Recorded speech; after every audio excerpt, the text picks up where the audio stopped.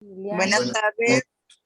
Luz, maestra Antonieta, Maribel y Dania, Buenas tardes. Ana, Cintia. Buenas tardes. Buenas tardes. Carlos, Gaby, Buenas tardes. Lili y compañía, Buenas más bien. tardes. Alice, Buenas tardes. Pati Wong. Bienvenidos nuevamente a estas tardadas de psicopedagogía. Hoy tenemos una invitada especial. Está con nosotros la maestra Imgar Rode y viene a platicarnos y a quitarnos un poquito de la ansiedad o a lo mejor a generarnos un poquito más. No lo sé, ya lo veremos al final y bueno, nuestros psicólogos de cabecera que están aquí para apoyarnos y acompañarnos. Y tomar ciertas notas, también invité a parte del equipo docente. Me encantaría que también estuvieran enterados de primera mano de lo que viene, de por qué viene así, por qué es importante la inteligencia digital, que es a lo que vamos a llegar hoy, pero por qué es importante también conservar el valor del IQ, el valor de la inteligencia emocional, y bueno, crear este equilibrio y balance para seguir formando seres humanos tan lindos como hasta hoy. Este año se gradúa la 10ª generación de secundaria. La verdad es que estamos súper orgullosos. Ha sido un reto. Como decimos, es un año fuera de serie. Y bueno, estas tareas de psicopedagogía en serie también han sido un reto muy satisfactorio para todo el equipo, para todo el talento docente y bueno, con el apoyo también de nuestro aliado estratégico en cuanto a tecnopedagogía, que es UNOI. Misim, ¿estás por aquí? Sí, aquí estoy. Hola. Buenas tardes. Adelante, todos tuyos. Ya estamos, yo sigo dando entrada, pero todos tuyos. Perfecto. Para que no de irnos a la celebración por Facebook Live del Día de las Madres, que también nos tienen preparado uno y. Exacto, no se lo vayan a perder. Uno de los puntos más importantes de nosotros como personas y los psicólogos de RS y el psicólogo y las psicólogas no me dejarán mentir, pero tiene que ver con la nutrición. Y de eso se va a tratar al ratito también, cómo nos nutrimos, no solo física, sino emocionalmente. Eso se va a tratar al ratito el Facebook Live, no se lo vayan a perder. Y bueno, para mí es un gusto y un honor estar aquí hoy en otra tardeada más de psicopedagogía de RS con ustedes, mamás, papás, colegas. Y bueno, pues vamos a empezar. Voy a compartir pantalla. Antes de compartir pantalla, seguramente, como bien dijo la maestra Clau, algunas cosas generarán tranquilidad, algunas otras moverán y tal vez sí generarán ansiedad, pero de eso se trata. De salir de la zona de confort, si de por sí este año en lo que no hemos estado es una zona de confort, pues ahora pensando precisamente en estos diferentes tipos de IQ y cómo se han venido dando a través de la historia y lo que viene, pues obviamente definirán mucho el rumbo de decisiones, tanto de ustedes, madres, padres de familia, como del colegio y los colegas. Entonces, vamos a comenzar. Voy a compartir pantalla. Y ahí ya la están viendo, ¿verdad? Dejen, acomodo mi escritorio porque luego las ventanas aquí me estorban un poquito. Pero bueno, vamos a comenzar. Los desafíos de la educación del siglo XXI y cómo nos vamos a reinventar, cómo vamos a reinventar la educación para este mundo digital. Para eso, fíjense que antes de cualquier cosa, quiero platicarles que en UNO y en RS las historias sabemos que son importantes. El storytelling hace que nos unamos, hace la función de este pegamento colectivo, el contar historias. Como ustedes lo pueden ver, por ejemplo, a través de sus hijos, de sus hijas, el contarles las historias, cómo los mantiene enganchados, ustedes colegas también en sus aulas con sus estudiantes. Y al final es lo que a través de la historia también hemos vivido, cómo hemos ido conociendo quiénes somos, quiénes hemos sido y quiénes vamos a ser también importante a través de esas historias. Y la historia que les quiero platicar el día de hoy es esta historia de la carrera entre educación y tecnología. A lo largo de toda la civilización, de todas las sociedades, ha existido esta carrera y la represento así con esta imagen. Porque a lo mejor hoy por hoy es para nosotros más evidente esta situación, cómo se ha ido a veces acelerando la tecnología y a veces la educación, pero esto no es nuevo. Al final, esta carrera tiene muchos años. Desde que se empezaron a inventar los dibujos rupestres que ya empezaban a comunicar, y al final eso fue una tecnología para contar historias también, para dejar huella, para saber quiénes éramos y quiénes somos. Y es así, como yo les voy a platicar, un suceso en esta historia, en esta carrera, que marcó definitivamente el hilo de lo que veníamos viviendo. Si bien desde años anteriores hubieron también otros distintos tipos de tecnología que antes aceleraban y dejaban que avanzara un poquito la educación, la imprenta fue este gran cambio cultural también que marcó en esta carrera entre la tecnología y la educación un avance importante primero en la tecnología. Porque ¿qué pasó? Cuando se construyó, se inventó la imprenta, pues sabemos todos que era para generar libros, y los libros pues traían letras, y las letras había que leerlas, había que interpretarlas, había que saber escribirlas también. Pero ¿qué sucedía? Que no todos estaban alfabetizados. Y entonces en esa época la tecnología se despegó, arrancó demasiado. ¿Y qué sucedió? Que la educación tuvo que también salir y alcanzarla al alfabetizar, como les comento, para que este instrumento, esta tecnología, pues pudiéramos hacer aún mayor uso de ella. En esta carrera, en esta historia, fíjense que les voy a hablar de grandes sucesos. Después te lo pongo. Les voy a platicar. Si nos ayudan con sus micros, porfa. Gracias. Les voy a platicar de grandes revoluciones que también, así como en su momento, la imprenta, han marcado el rumbo de la educación, obviamente también de la tecnología. Y el primero de ellos es la revolución industrial. Esta revolución industrial marcaba una pedagogía grupal. Como ustedes ven aquí en la imagen, pues se trataba precisamente de mientras más niños y niñas podamos abarcar para educarlos y para formarlos hacia un mundo industrializado, hacia un mundo de las máquinas, pues era mejor. Y sobre todo basados en el orden.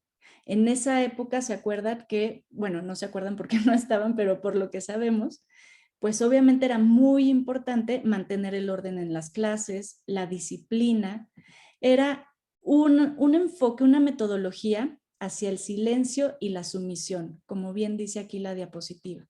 ¿Por qué? Porque en esa época, en la revolución industrial, en donde empiezan a surgir grandes maquinarias para lograr los fines de la sociedad, pues había que formar a las personas para que pudieran responder ante esas necesidades.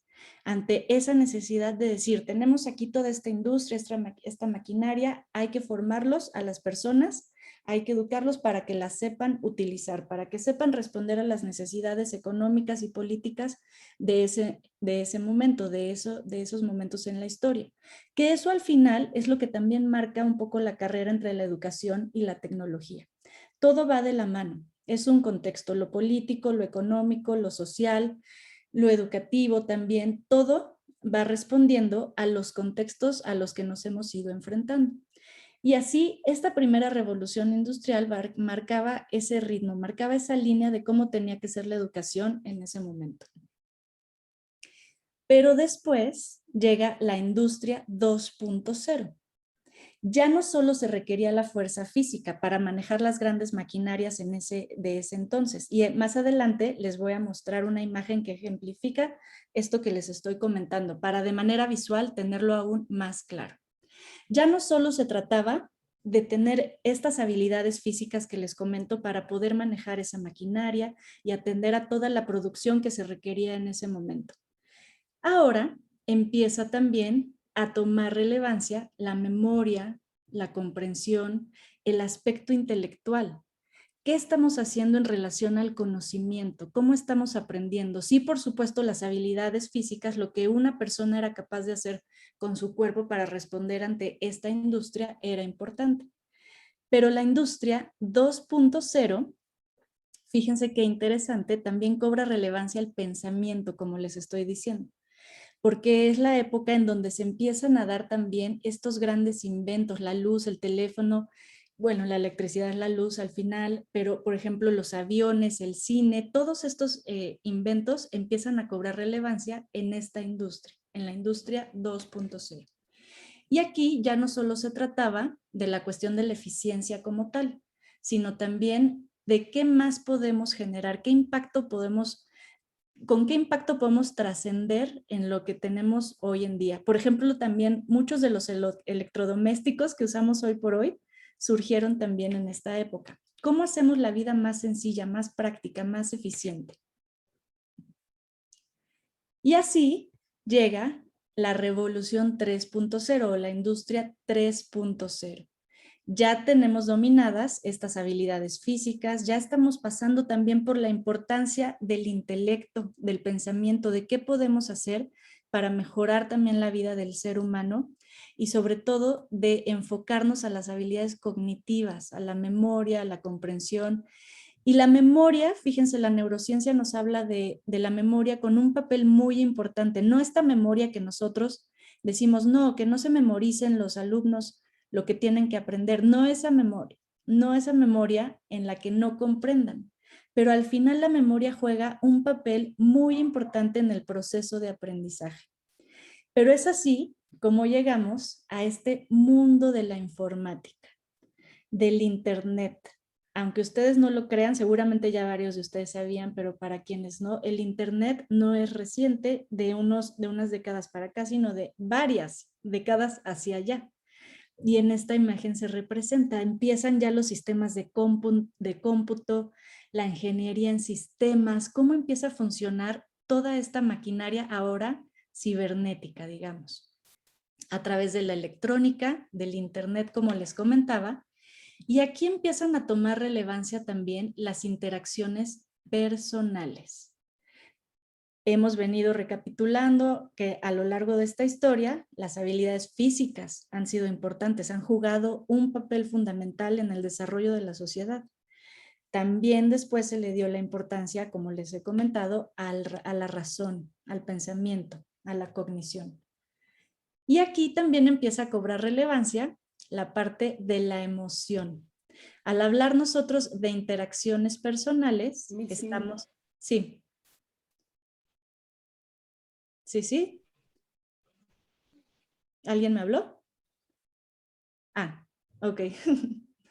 Disculpen. Al hablar de interacciones personales, ¿qué entra en juego? La inteligencia emocional. Y es en este momento de la historia también donde surge este concepto de coeficiente emocional. Todo esto son etapas, no crean que son de algunos poquitos años en poquitos años. Estamos hablando de periodos importantes a lo largo de la historia. Y hoy por hoy, fíjense qué interesante que estamos en esta industria 4.0. Y les voy a platicar algo que también ya hay algunos autores que hacen referencia a la industria 5.0. Esto todavía no está confirmado, pero en la que sí, ahorita estamos todos, es en la 4.0, entendidos como esta parte ya, no solo de la electrónica como veíamos en la imagen pasada, sino de la digitalización, de la inteligencia artificial y sobre todo aplicada a otros aspectos de la vida. Por ejemplo, la medicina, la biogenética, cómo todo esto empieza a permear hacia rubros y ámbitos que tal vez pensábamos nunca iba a ser posible o a lo mejor ni siquiera imaginábamos. Y en ese sentido, a lo largo de esta historia, fíjense, les quiero poner un video que representa los alcances a los que estamos llegando hoy. Bueno, y algunos ya superan este video.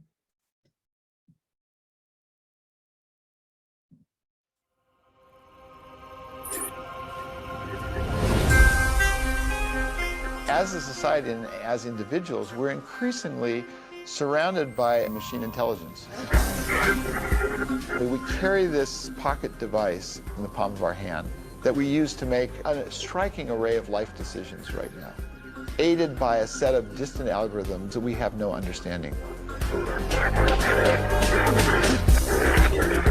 We're already pretty jaded about the idea that we can talk to our phone and it mostly understands us. I found quite a number of action films. 5 years ago, no way. Robotics, machines that see and speak and listen, all that's real now. And these technologies are going to fundamentally change our society. Now we have this great movement of self-driving cars. Driving a car autonomously can move people's lives into a better place. I've lost a number of family members, including my mother, my brother and sister-in-law and their kids, to automobile accidents. It's pretty clear we could almost eliminate car accidents with automation. 30,000 lives in the US alone, about 1 million around the world per year. In healthcare, early indicators are the name of the game in that space. So that's another place where it can save somebody's life. Here in the Breast Cancer Center, all the things that the radiologist brain does in 2 minutes, the computer does instantaneously. The computer has looked at 1 billion mammograms, and it takes that data and applies it to this image instantaneously. So the medical application is profound. Another really exciting area that we're seeing a lot of development in is actually understanding our genetic code and using that to both diagnose disease and create personalized treatments. The primary application of all these machines will be to extend our own intelligence. We'll be able to make ourselves smarter, and we'll be better at solving problems. We don't have to age. We'll actually understand aging. We'll be able to stop it. There's really no limit to what intelligent machines can do for the human race.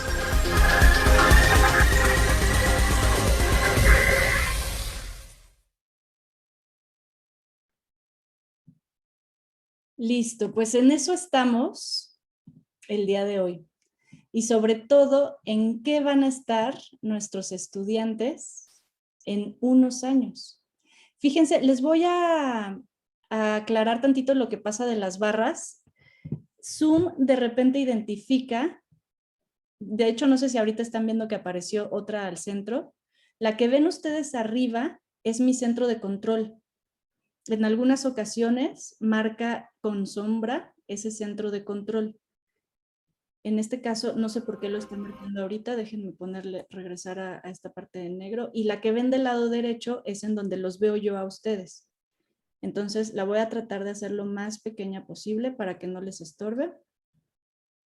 Pero espero que ahí ya mejore un poco.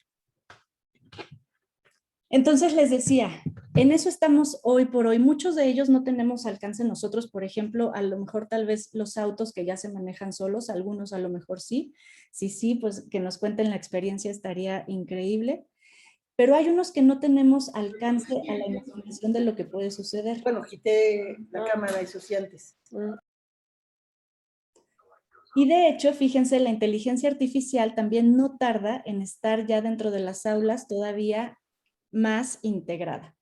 Hay mucha analítica de aprendizaje que tiene que ver con la inteligencia artificial, que eso sí ya se usa para recabar información de qué tanto, por ejemplo, están usando los estudiantes o ustedes mismos padres de familia, ciertas aplicaciones para el aprendizaje. Por ejemplo, cuando ingresan a la plataforma de 1I, todo eso nos arroja a nosotros información, tanto al colegio como a 1I, para decir, ah, mira, acceden más desde este dispositivo, acceden más desde este otro. Y todo eso, ¿qué hace? La analítica de datos hace que podamos tomar mejores decisiones o decisiones más acertadas hacia donde queremos llegar. O por ejemplo, los asistentes personales. También mencionaban en el video la parte de los celulares, que ya podemos hablar con ellos, que ya les podemos encargar cosas. O quienes tengan en casa, por ejemplo, un Alexa o un Echo. Yo tengo, por ejemplo, aquí el mío, a ver si se alcanza a escuchar. Echo, ¿qué hora es? Son las 6:23 de la tarde.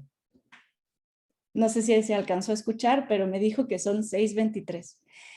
Y eso es para la hora. pero también imagínense para qué otras cosas las podemos hacer. Hay enchufes que ya venden y los conecta uno al dispositivo y puedes programar tu casa entera para que a la hora que llegues ya esté el humidificador puesto con la esencia que te gusta, o la puerta para que también cuando vayas a llegar se desactive el seguro y entonces ya tú llegues y sin llave puedas abrir, las luces, la temperatura, por ejemplo la aspiradora que veíamos ahí, en fin. Todo esto estamos hoy, es la industria en la que estamos hoy.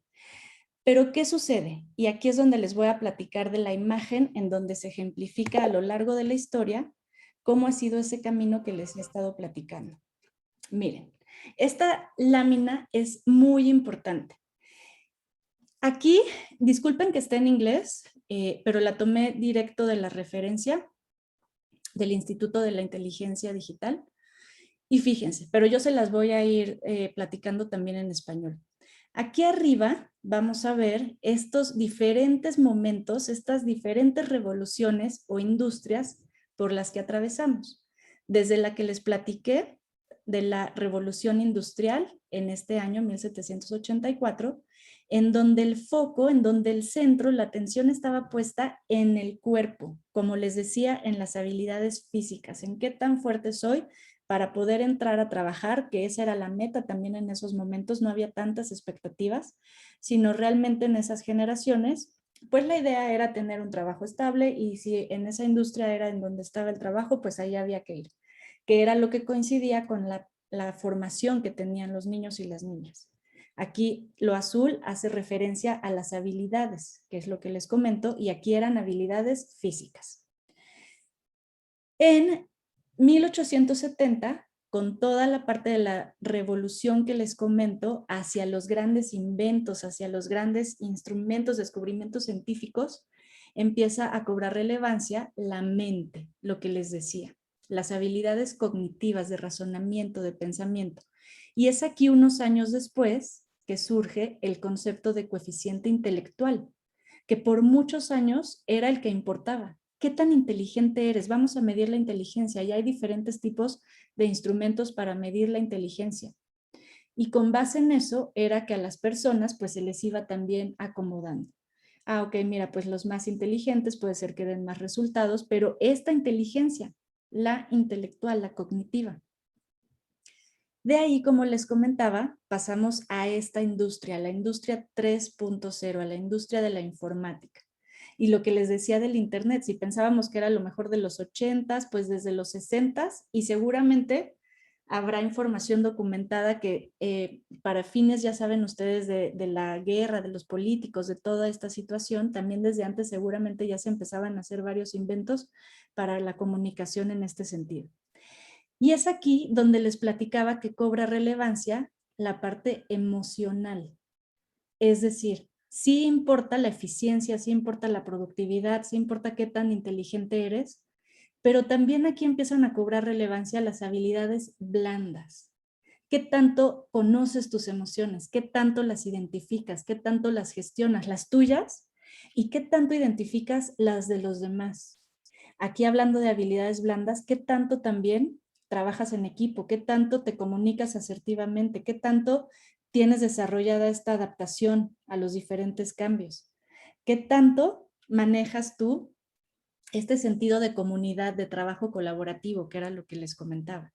Y es aquí en donde en este año, en 1964, este concepto de coeficiente emocional cobra mucha relevancia. Y si se fijan, todo esto ha venido marcando también, como les decía, desde la Revolución Industrial, los pasos a seguir para la educación. En esta carrera, como les comento, si se fijan, la tecnología con la parte de la educación, porque es aquí en donde hemos enfocado los esfuerzos. Desde estos años en la parte intelectual. ¿Qué tanto vamos a tener o vamos a buscar estas actividades que desarrollen el pensamiento? Desarrollo de habilidades de pensamiento. Acá, ¿qué tanto le vamos a dar prioridad a la educación emocional? Y eso continúa. No es que se vayan eliminando, ¿ya vieron? Se van complementando, se va haciendo esta formación integral. Y hoy por hoy, fíjense qué interesante, con todo esto que les comento, estamos en la revolución 4.0, en la revolución digital. Hoy estamos viviendo y sobre todo saben que la pandemia nos orilló, nos hizo que brincáramos a eso, no por voluntad, sino porque más bien ya no nos quedaba de otra, pero a un mundo digital, en donde qué tanto tengo desarrolladas estas habilidades digitales. Y ahorita yo les voy a decir con un ejemplo, con una imagen, cuáles son algunas de esas habilidades. Pero sobre todo, aquí lo importante, el foco en la parte humana, son los valores. Es la parte espiritual. Así como en su momento fue la parte cognitiva, la parte emocional, hoy por hoy hay que voltear a ver a los valores. Porque si se fijan a lo largo de toda esta historia, pues ha habido un pensamiento, también una inclinación más hacia la producción, hacia el consumo, hacia el beneficio, hacia qué puedo yo obtener del mundo, por ejemplo. Pero hoy por hoy es, mira cómo está el mundo. Precisamente por cómo hemos venido viviendo, mira hoy por hoy cómo está la situación climática, cómo está la situación social, cómo está la situación económica, cómo está la situación de salud. Y todo eso, ¿a qué atiende? A que volteemos a ver a los valores. ¿Qué estamos haciendo hoy por hoy en la educación para que eso que les dejemos a los chicos, a las chicas, realmente impacte de manera positiva en su vida y en la vida de quienes los rodean? Es importante, por supuesto, desarrollar la mente, desarrollar las emociones. A la parte física, pues obviamente me regreso porque hay que estar bien, hay que estar nutridos, hay que estar enteros. Pero ¿qué tanto ahora soy consciente de mi papel en el mundo? Y de ese papel, cómo me afecta a mí y cómo afecta a los demás. Y es así que a partir de este año estamos hablando de coeficiente digital. Ya no solo hay que poner atención al intelectual, por supuesto que determina algunas cosas, mas no limita y no significa que sea así siempre. El emocional, bueno, qué decir, ahorita más adelante también vamos a hablar de la importancia del aspecto emocional hoy por hoy en la educación. Pero de lo digital, ¿qué tanto nosotros, como adultos responsables de la formación de nuestros chicos y de nuestras chicas, ya sean ustedes, mamás, papás, ya sean ustedes, colegas, tenemos desarrolladas estas habilidades? O siquiera las identificamos o nos habíamos puesto a pensar en ello. Como les decía, seguramente hoy por hoy pues no nos ha quedado de otra. Pero ¿qué podemos hacer al respecto? ¿Qué papel juego yo como adulto responsable que les comento en mis propias habilidades para el efecto que puedo tener o que puedo llegar a tener en los estudiantes de hoy, en cualquier etapa de desarrollo? Si bien, sobre todo, por ejemplo, en los de primaria alta, secundaria, que ya tienen más acceso a los dispositivos, imagínense para los que vienen siguiendo el paso y revolucionado, primaria baja, preescolares, ¿qué les deparará a ellos?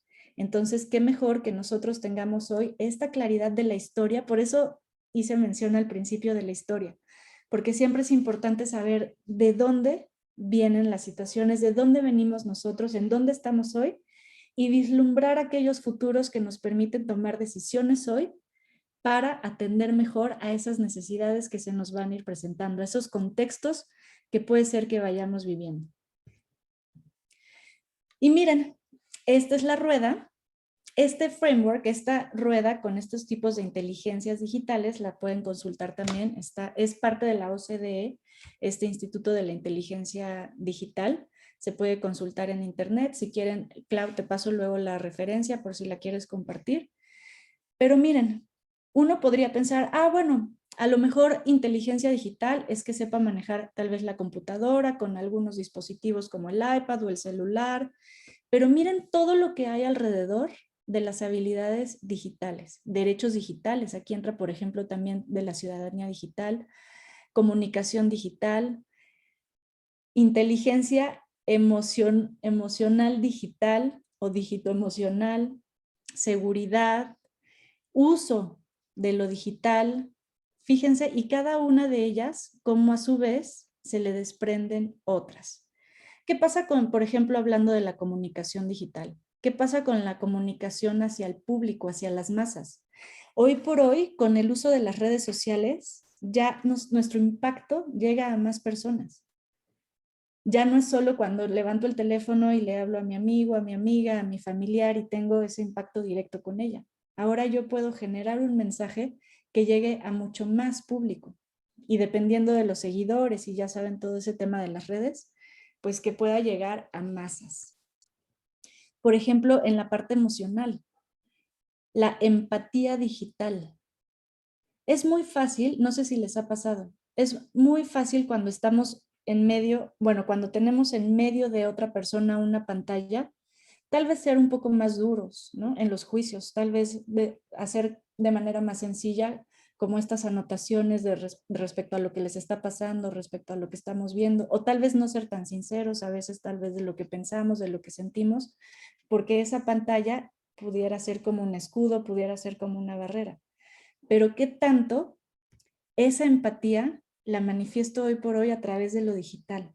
¿Qué tanto me permite conectarme con el otro? ¿Qué tanto estoy sensible o estoy siendo sensible ante las necesidades del otro en este medio digital? Porque como les digo, muchas veces pensamos que pudiera ser más sencillo. Al final no están aquí con nosotros, al final están más lejos, al final es una pantalla. Al final apago mi teléfono y ahí se acabó. Que cuando estamos en físico con una persona. Pero sin estar en físico y a partir de esa pantalla, ¿cómo podemos desarrollar nosotros este tipo de habilidades digitales? Por ejemplo, en la parte del uso. Este creo que es uno de los más comunes. Un uso responsable, un uso que no afecte nuestra salud, por ejemplo, hablando de la ergonomía. Yo ahorita ya me caché y estoy muy hecha como hacia adelante, encorvada, pero ¿qué tanto la ergonomía también me permite?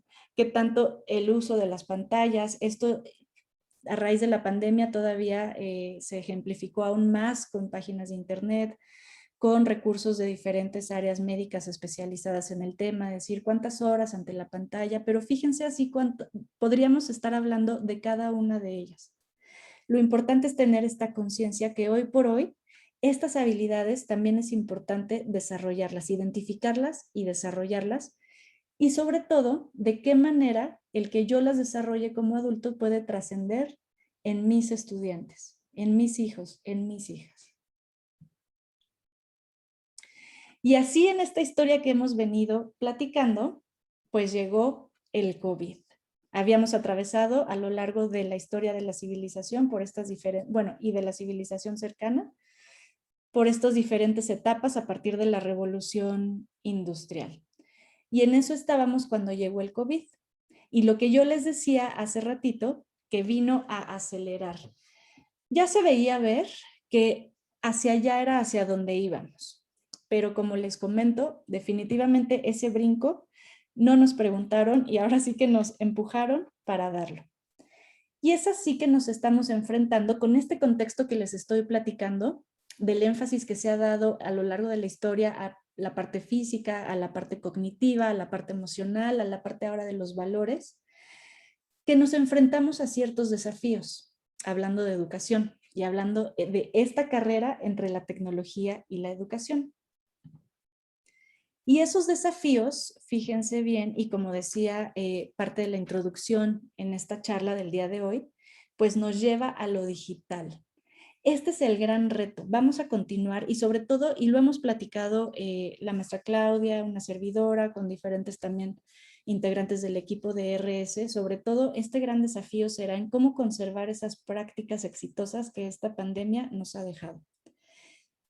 Pero bueno, esas pláticas, esas conversaciones seguirán siendo importantes y también con ustedes padres y madres de familia, porque eventualmente vamos a tener que tomar decisiones.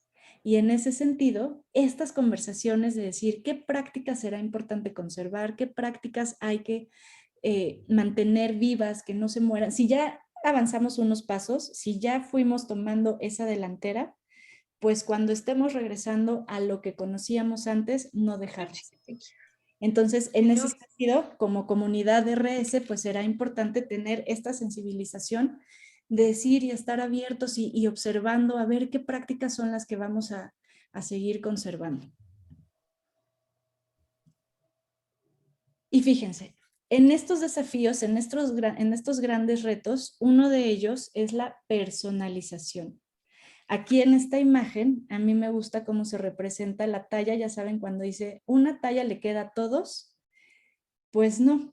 uno de los grandes retos en este modelo, por ejemplo, que sigue siendo virtual, y cuando regresemos a lo híbrido y a lo presencial completamente, ¿cómo vamos nosotros o cómo estamos nosotros logrando esta personalización del aprendizaje?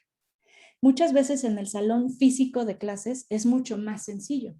Yo, docente, tengo aquí cerca a mi estudiante y lo puedo ir acompañando de una manera más puntual, de una manera más cercana, pero el gran reto es cómo mantener esta personalización en los diferentes contextos, en este ambiente virtual, en este ambiente híbrido o cuando regresemos a presencial, hablando de estas prácticas que podemos llegar a conservar, cómo lo podemos hacer. Y para ello hay que enfocar también la atención y la conversación en estos aspectos que yo les pongo aquí. Bueno, ¿qué pasará con las necesidades de aquellos estudiantes? Que a lo mejor algunas de ellas sean un poco más sutiles, a lo mejor algunas de ellas un poco más profundas, pero ¿cómo podemos atender a cada uno de nuestros estudiantes y sus necesidades? ¿Qué pasa con el currículum? Hablando de esta personalización. Y fíjense que también esa ha sido en el rubro, en el ámbito, en el giro de los especialistas en educación. Ha sido una conversación importante porque se han dado cuenta que muchas veces se cayó tal vez en ser contenidistas, en ir generando currículums, planes de estudio que fueran mucho más robustos, pero en cantidad. Y hoy por hoy la conversación es qué tanto tenemos que regresar a priorizar y a buscar la calidad más que la cantidad. Esa es una conversación muy interesante y que también hacen en el colegio, lo he escuchado en conversaciones que hemos tenido también, en esta selección de contenidos, en este priorizar, en decir cuál es el perfil del estudiante que estoy buscando, cuáles son las competencias que tiene que desarrollar hoy por hoy y qué es lo prioritario a atender. Y eso nos lleva a marcar objetivos y sobre todo a darles ese seguimiento. ¿Cómo podemos atender a cada una de esas necesidades de acuerdo a un currículum que ya priorizamos y darle ese seguimiento, sea en este contexto, sea en un contexto híbrido, sea en el contexto presencial cuando sea el momento de regresar? Y por supuesto, la evaluación formativa. La evaluación es uno de los aspectos, así como la planeación en la ecuación pedagógica, la evaluación es otro de los aspectos prioritarios. ¿Cómo evaluar en estos contextos, ante estas adversidades, ante estas circunstancias? Y que sea una evaluación formativa, por supuesto, es uno de los aspectos importantes.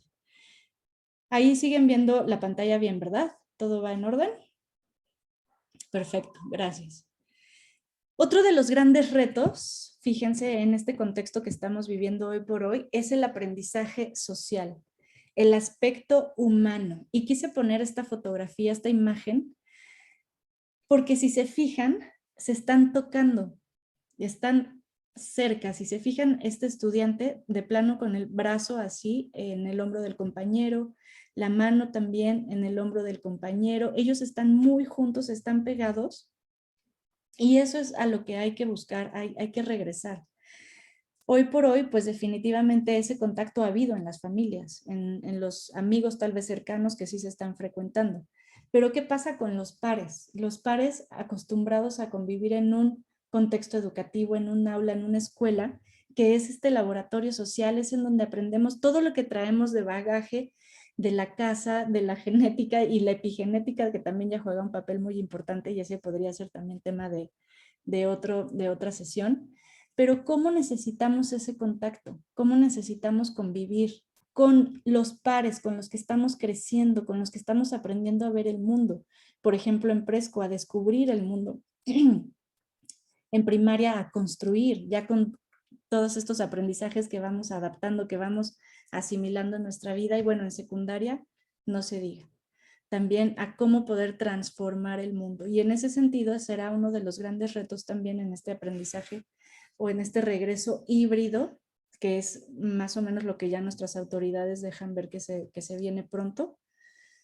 Según ya han escuchado ustedes en las noticias, antes de que acabe el ciclo escolar, pero pues eso se irá definiendo conforme vaya avanzando el tiempo, que ya quedan pues lo que resta de mayo y junio para que termine el ciclo escolar, pero en ese sentido la importancia de regresar al aspecto humano en el sentido del contacto, de estar ahí, de vernos, de sentirnos, de ir creciendo juntos. Y fíjense, otro de los grandes retos es el aprendizaje a través de dispositivos. El 80% de la población tiene un dispositivo a nivel mundial. Y hoy por hoy, no sé si lo vivan ustedes también en casa, pero también hacernos del celular como un instrumento para aprender ha sido fundamental en algunos casos. Sobre todo tal vez pensando en cuando sí tuvieron que haber traslados o en familias tal vez más numerosas que solo había una computadora, un iPad, pero sí había celulares. Entonces, eso ha facilitado mucho el aprendizaje y eso va a seguir marcando una tendencia, una línea en estos grandes desafíos y en el desarrollo de habilidades. Porque, por ejemplo, con los chicos, las chicas, es mucho más sencillo, para ellos es mucho más intuitivo manejar el dispositivo y usarlo para los fines que ellos buscan, ya sea juegos, ya sea buscar alguna información, ya sea conectarse al Zoom, para lo que se necesite. Ellos esas habilidades ya las tienen muy desarrolladas. Por ejemplo, les voy a platicar, no es en sí tanto de un teléfono celular, pero sí de un iPad. En una clase que di con estudiantes de secundaria, era híbrida, era presencial y a distancia, había un dispositivo en la clase, el mío, el iPad. Pero se lo presté a uno de los estudiantes para que pudiera conectarse con los chicos que estaban en virtual. Y sin yo pedírselo, porque en ese dispositivo también estaba mi host, estaba de anfitriona en la sesión de Zoom. Él solito tomó la batuta y me empezó a ayudar sin yo pedírselo en ese sentido de, ok, voy a poner a mi compañero en sala de espera, ya hice los grupos, ya aquí, es que ya mi compañero ya se salió, pero ya lo volví a meter, los micrófonos silenciados, lo hacen con una naturalidad y con una fluidez que también nosotros como adultos pues es importante ir alcanzándolos en ese paso. Seguramente también muchos de ustedes, tal vez por el trabajo o por la experiencia con los propios hijos, hijas, pues lo han tenido que hacer, pero al final para ellos es mucho más sencillo y esa tendencia va a continuar. Miren, otro de los grandes desafíos, hablando también de todo este contexto digital, es el del microaprendizaje y este tiene que ver con priorizar los contenidos, que era parte de lo que les hablaba hace unos momentos. ¿Qué tanto el aprendizaje tenemos que centrarlo y sobre todo enfocados en la neurociencia a estos momentos más significativos? Y esto se refiere no tanto a lecciones largas, ¿se acuerdan estas cátedras de muchas horas escuchando al profesor de manera expositiva o sí de diferentes actividades durante la sesión, pero al final ahora hay que atender también a este microaprendizaje. A decir, ok, centrémonos en qué es lo verdaderamente importante y cómo eso que yo ya sé como docente que es lo verdaderamente importante, lo puedo manejar por diferentes canales haciendo este diseño de la sesión para mis estudiantes. Y aquí entra también, por ejemplo, el trabajo por rotación, el trabajo en grupos, la interacción constructiva, que también es una de las metodologías de 1I, para compartir ideas, como dice aquí en la diapositiva. Que a tanto estas pequeñas dosis de información pueden ser a veces más significativas, trascendentales, que realmente contenido así expuesto, que no es la línea del colegio, pero eventualmente sí se menciona como un gran reto porque hay muchas instituciones que aún lo hacen de esa manera. Entonces, la importancia de regresar desde la neurociencia a estas diferentes metodologías del microaprendizaje. Otra tendencia que también a mí me da mucho gusto darles esta charla, esta plática el día de hoy, porque mucho de ello ya se hace en el colegio y no de este año, de años pasados. También la gamificación en el colegio, este concepto ya se tenía integrado desde hace también algunos años, a sabiendas de lo beneficioso que es en el proceso de aprendizaje. Así como en Presco se maneja, por ejemplo, lo de las historias que les comentaba, aprender a través de las historias, del cuerpo y del juego, a lo largo de toda nuestra vida también es importante el juego para aprender. Y si lo podemos integrar a la parte de la educación, a la ecuación pedagógica, ya sea en el aula virtual, ya sea en el aula híbrida, ya sea en el aula presencial, pues qué mejor.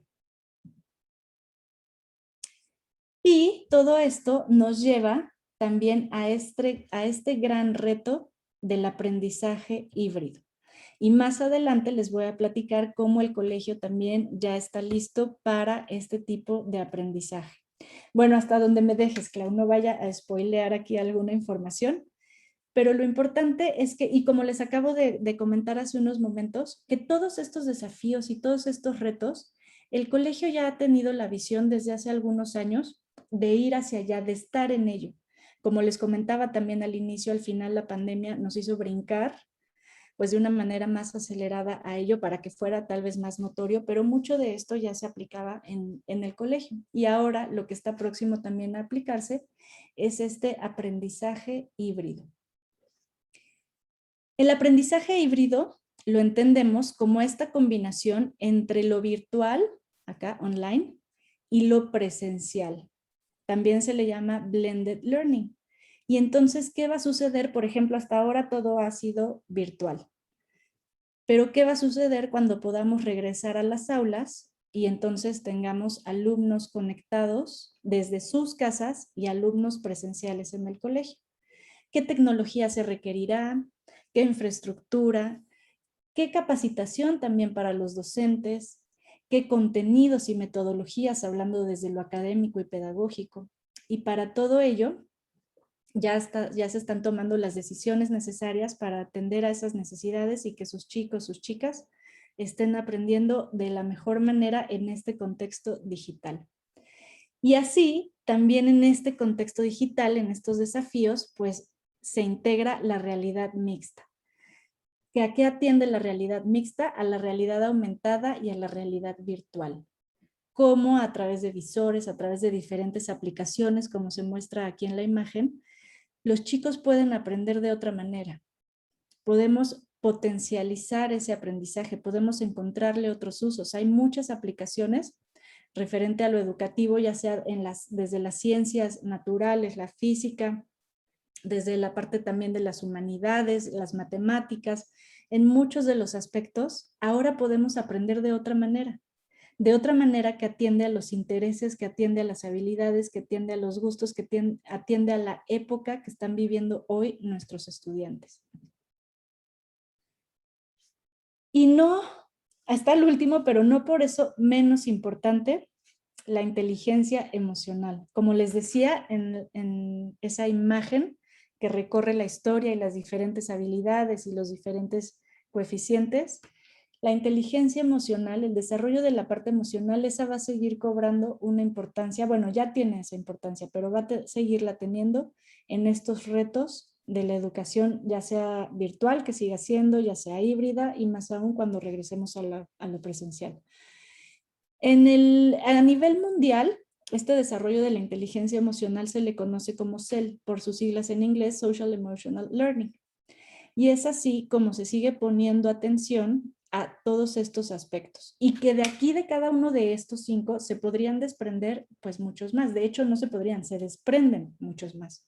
Empatía, que era lo que les hablaba hace unos momentos, la habilidad social, la autoconciencia. Fíjense, este es uno de los aspectos más importantes a desarrollar y a tomar en consideración, porque en la medida que seamos más conscientes de nosotros mismos, de quiénes somos, de cómo reaccionamos, cómo pensamos, cómo respondemos ante el mundo, y no por ello en un sentido o en una línea que nos genere ansiedad, pero sí en una línea que nos lleve a la acción. Que diga, ok, yo soy Im, así pienso, así siento, ¿y qué puedo hacer al respecto? Y yo identifico cómo sienten también las personas alrededor de mí, cómo piensan, cómo actúan y sobre todo qué podemos hacer para vivir en paz, para vivir en armonía de acuerdo a lo que soy yo, cómo soy, cómo pienso y lo que sientes tú, cómo piensas tú. Y fíjense, este es uno de los elementos también muy importantes que hoy por hoy cobra más relevancia, porque ante situaciones adversas, encontrar motivación a veces es lo más complicado. Entendemos, por ejemplo, déjenme tomar tantito, que hay que salir adelante. Pues sí, claro, pero ¿cómo voy a salir adelante si tengo esta situación, ya sea de salud propia o de mis familiares, ya sea la económica? Y eso pasa mucho en el mundo hoy. Nos dejamos devastar, nos dejamos sumergir por las a veces emociones negativas. Por eso la importancia de la educación emocional. porque hoy por hoy, y más con tanto estímulo al que estamos acostumbrados, al que estamos recibiendo todos los días de diferentes redes sociales y sobre todo lo que postea la gente en esas redes sociales, muchas veces es natural hasta cierto punto que no nos sintamos tan positivos ante nuestra propia vida o ante nuestras circunstancias. Y la motivación cobra aquí, como les decía hace unos momentos, una importancia fundamental. De acuerdo a cómo me siento, de acuerdo a mi contexto, ¿qué necesito yo para estar motivado? Y fíjense, esto también, cómo es importante que lo trabajemos con nuestros hijos, hijas, nuestros estudiantes, porque muchas veces pensamos que la motivación me la tiene que dar el otro. Claro, pues es que mi maestro no me reconoce todo lo bien que trabajo. Y entonces de ahí la motivación se puede venir para abajo. O puede estar abajo esperando a que un día me reconozcan en el trabajo. Es que claro, yo trabajo mucho, pero mi jefe nunca me reconoce tampoco. Realmente no se trata, lo que nos dice aquí esta diapositiva con este elemento de la motivación, no se trata de esperar a que alguien más te reconozca para tú estar bien. Pero qué difícil es encontrar esa motivación a veces por nosotros mismos. Y pensamos, bueno, de hecho la palabra motivación ya de por sí, por su significado propio, es intrínseca. Si no, sería un incentivo, algo que estamos esperando de los demás. Y hoy por hoy, y fíjense qué importante también desde etapas muy tempranas de desarrollo, trabajar con nuestros hijos, nuestras hijas, respecto a la motivación que ellos mismos pueden encontrar, debieran encontrar para estar bien. Pero muchas veces también, sobre todo, ¿qué tal los adolescentes? ¿No? Depende de los papás. Depende si me dijo, si me dio permiso, si me dio el dinero para ir con mis amigos, o si mi novia, si mi novio. Y es adentro donde tenemos que regresar. Bueno, toda esta también sería otra charla muy interesante y muy importante para nosotros como adultos responsables de la formación de nuestros estudiantes, cómo poderlo ubicar primero en nosotros mismos. ¿Qué tanto soy yo la persona que está esperando la motivación que venga desde afuera? Y más en este contexto. Y más en cuanto a lo mejor las habilidades digitales, que es el punto que estamos platicando hoy. No, pues es que así ya es, o más bien que me expliquen a mí, o más bien pues mi hijo es el que sabe y está en las clases y entonces el que solucione y diga porque yo no puedo hacer nada al respecto hasta que no me digan a mí, ¿no? Podríamos extendernos mucho en esta conversación, pero este es uno de los mensajes también muy importantes en este sentido. Y fíjense, hablando de todos estos desafíos, les quiero presentar otro video que a mí me gusta mucho. Espero el mensaje al final, ahorita que lo retomemos, lo integren de la misma manera. Si no, pues también las interpretaciones, hablando de diversidad y de habilidades y de coeficientes y de este aspecto de lo que nos ha hecho distintos a lo largo de la historia, pues también nos hace más ricos. Pero aquí va.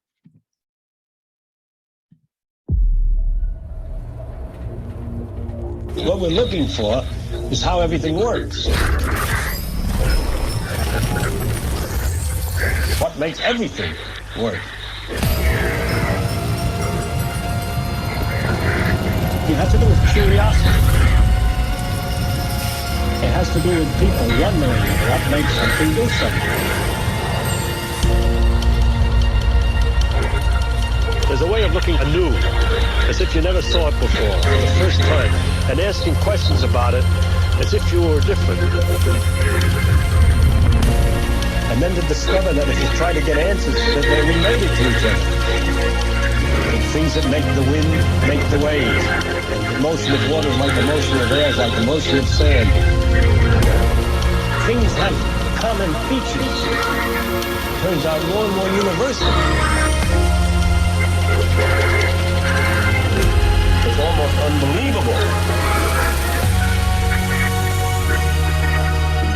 The truth is so remarkable, so amazing. It's incredible. Take the world from another point of view.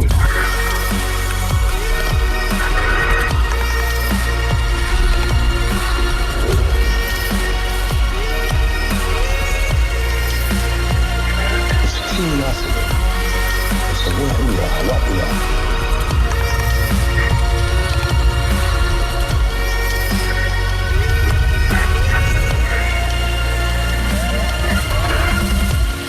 Just like a runner gets a kick out of sweating, I get a kick out of thinking. can't stop. It's too nothing.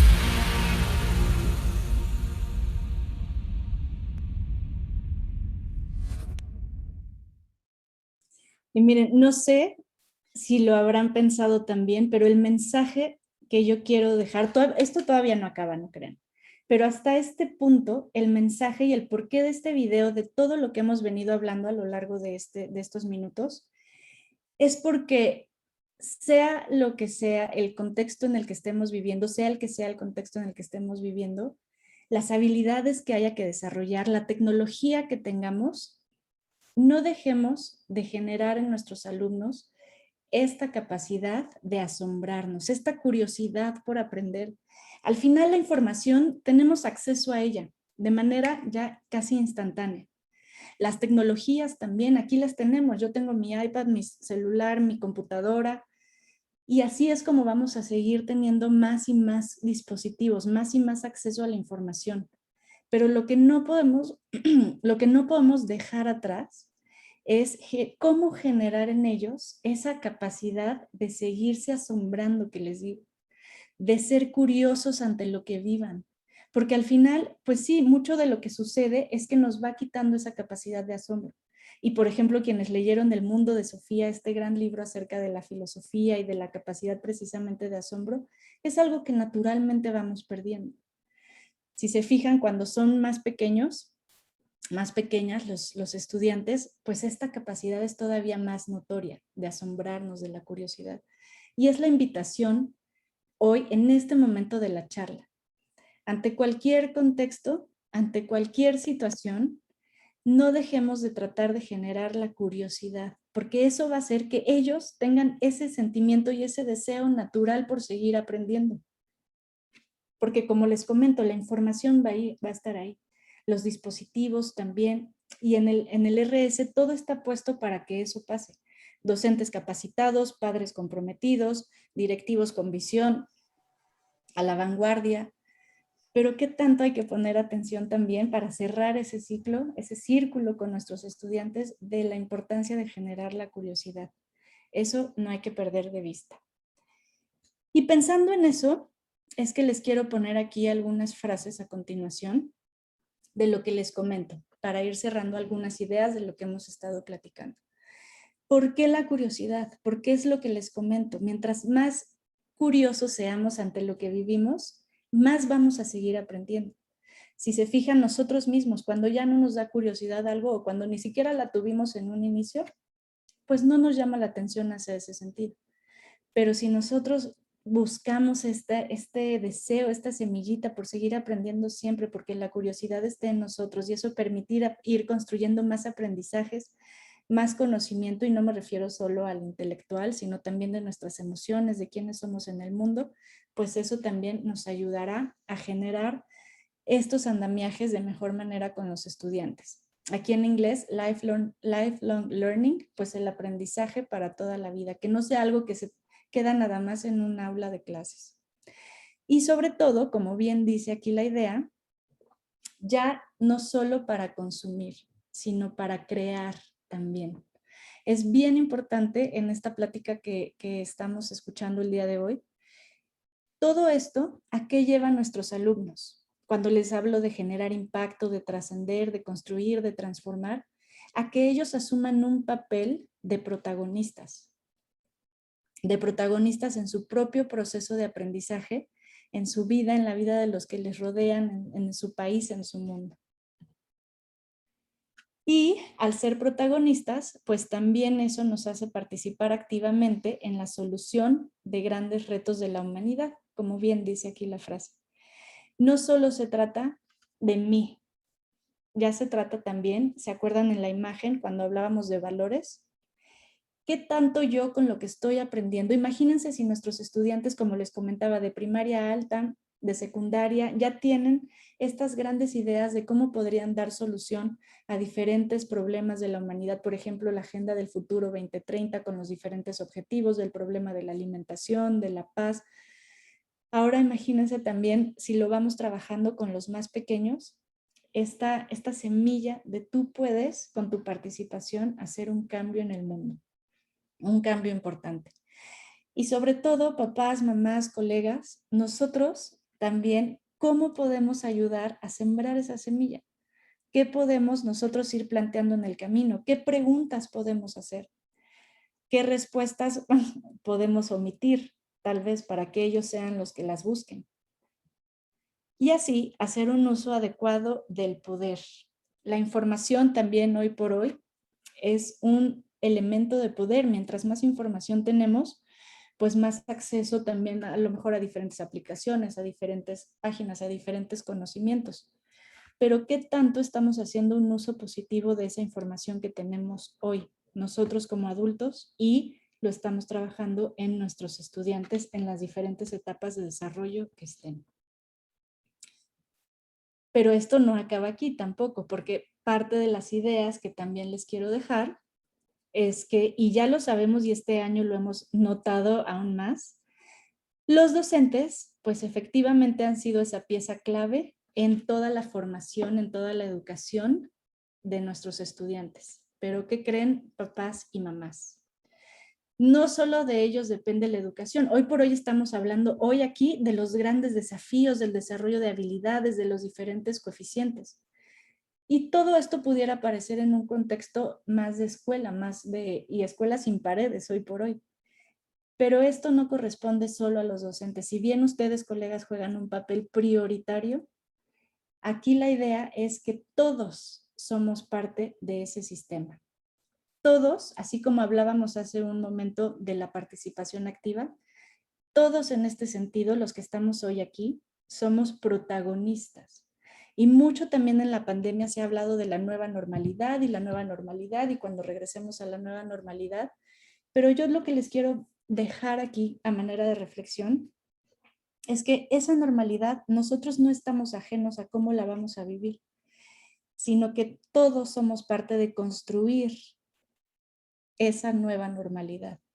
¿Qué tanto lo que yo estoy haciendo como papá, como mamá, como docente beneficia o no? ¿O qué tanto lo estoy viendo desde un palco como espectador? ¿O qué tanto estoy siendo protagonista?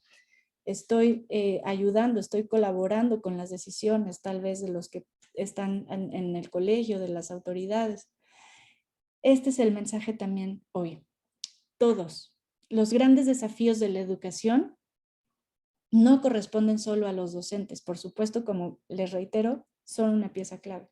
Pero ustedes, papás, mamás, también son los protagonistas en que esa nueva normalidad la construyamos hacia donde queremos llevar a nuestros estudiantes. Y hablando de lo que viene y de que el colegio está preparado, esta es una de las imágenes en donde les platico que trabajé con los estudiantes en aprendizaje híbrido. Si se fijan, tenemos estudiantes en presencial y tenemos estudiantes conectados. Y así en RS vamos a tener ya esta tecnología. De hecho, ya tenemos 2 aulas con esta tecnología para ir viviendo lo que es el aprendizaje híbrido. Es muy importante en todos estos desafíos que les comento y en ser protagonistas, tomar decisiones. Y sobre todo tomar decisiones en función de la visión, en función de lo mejor en la ecuación pedagógica para nuestros estudiantes y la comunidad. Entonces, si se fijan, desde aquí los estudiantes virtuales me pueden observar a mí. Me voy a regresar a esta. Y aquí es como nosotros los podemos ver a ellos, compartiendo los recursos que se tengan que compartir. Los chicos y las chicas lo ven desde su pantalla, nosotros los vemos a ellos nos pueden ver a nosotros también en presencial. Y antes de ir cerrando con toda esta información que seguro a lo mejor mucha de ella, como bien comentaba Clau al inicio, pues sí genera un poco de ansiedad, les quiero dejar algunas observaciones importantes que para ustedes como madres, padres de familia, también docentes, colegas, pues hay que tomar en consideración ante este contexto, ante este mundo del 4.0, ante esta industria 4.0, ¿qué consideraciones, qué podría hacer yo como adulto para hacer más fácil, digamos, esta situación, estas circunstancias? Uno de ellos es la comunicación. ¿Qué tanto han tenido que transformar la comunicación que tienen ustedes hoy con sus hijos y sus hijas? es muy importante no tratar de luchar, hablando de esta carrera de la tecnología y la educación, no luchar contra la tecnología. Por ejemplo, hay esta analogía que se hace en la tecnología como si fuera un caballo de carreras. El caballo de carreras es muy rápido y si nos ponemos a competir contra él jamás le vamos a ganar. Pero si aprendemos a montarlo y a liderar el camino para que nos lleve hacia donde nosotros queremos, pues definitivamente eso hace la diferencia. Lo mismo con la tecnología, aquí hablando de la comunicación. No tratemos de luchar contra la tecnología. En este caso, por ejemplo, que se ve claramente que el padre de familia seguramente está más que enfadado que el hijo por la tecnología no le haga caso. En lugar de luchar contra la tecnología, papás, mamás, colegas, ¿qué podemos hacer al respecto para comunicarnos de la manera en que nosotros queremos con nuestros estudiantes ante el contexto que hoy por hoy estamos viviendo? Otro de los aspectos importantes a tomar en consideración y que hablábamos hace unos minutos también es la información. Cuando les decía que tenemos acceso a la información en un clic y de manera inmediata.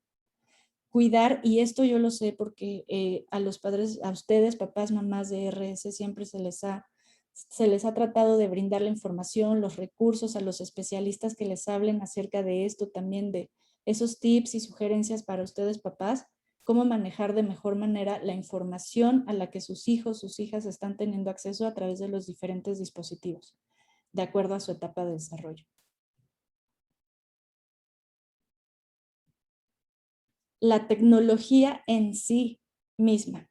Seguramente ahora conviviendo tanto tiempo y más juntos, pues habiendo a lo mejor hermanos o primos, amigos de diferentes edades, pues puede ser que pensemos que lo que está usando tal vez el chico, la chica de quinto de primaria, por decir un ejemplo, si está cerca del que va en primaria baja o en presco, no tuviera nada de trascendencia.